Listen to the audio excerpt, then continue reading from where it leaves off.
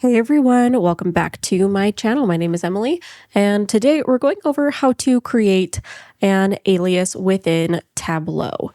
So an alias is just essentially renaming something that you want to rename.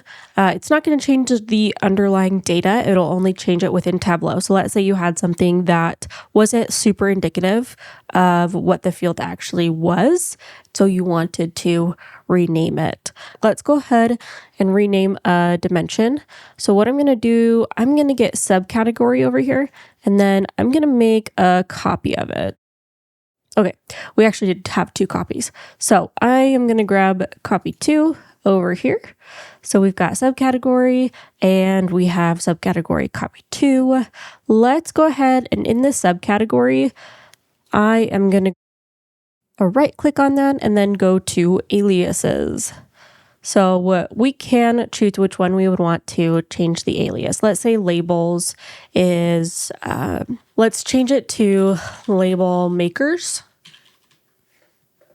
And then click OK. All right, as you can see, our subcategory here, it's still going to show labels, whereas subcategory 2, the copy of it, it's showing label makers. Now that's pretty simple on how to create an alias within Tableau.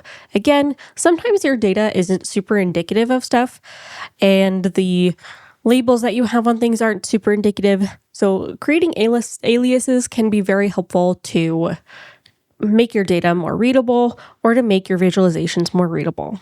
But I hope that you found this video helpful. If you did, be sure to give it a like, subscribe. You can connect with me on LinkedIn at EmilyCallMBA. I'm also a LinkedIn learning instructor, so you can check out the courses there. Thanks so much. Catch you guys in the next one.